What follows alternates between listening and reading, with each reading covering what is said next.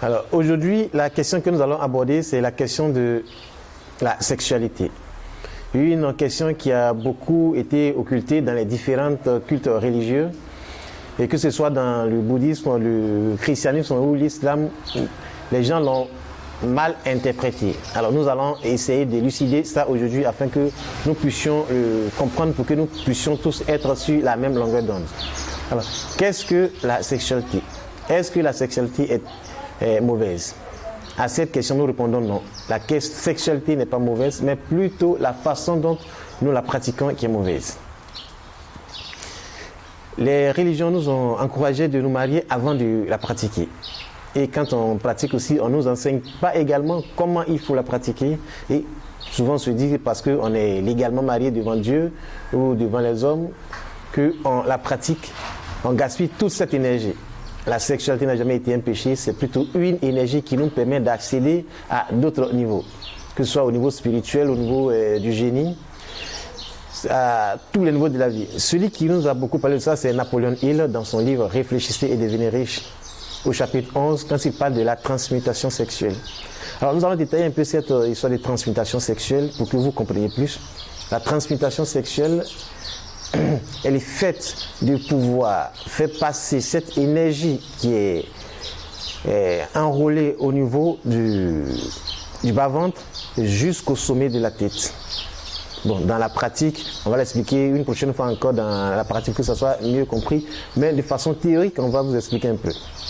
Donc, cette transmutation sexuelle, comme Napoléon il nous l'a dit, le sexe a trois raisons d'être. La transformation de la médiocrité en génie, c'est-à-dire le fait que nous soyons médiocres, si nous savons exploiter la sexualité, ça peut nous transformer en génie.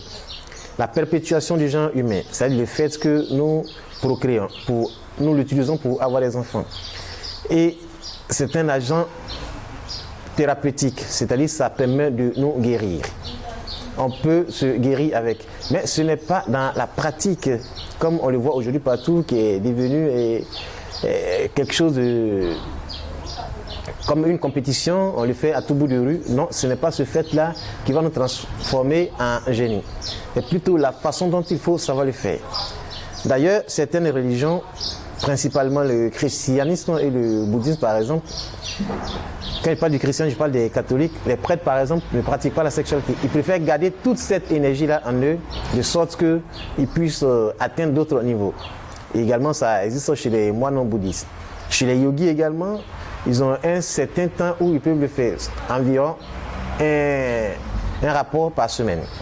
Ce que la génération d'aujourd'hui ne peut pas faire.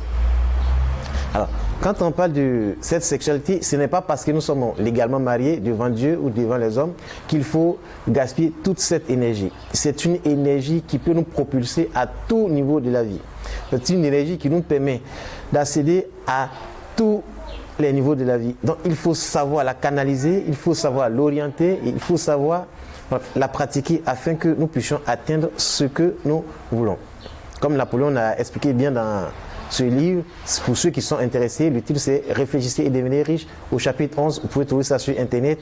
Vous verrez comment il faut pratiquer la sexualité afin que cela puisse être bénéfique pour nous. Pour que nous arrêtions de gaspiller cette énergie qui peut nous propulser à des sommets qu'on n'appelle pas possible, à de hauts sommets, à de hauts niveaux, afin que nous soyons là où nous voudrions être.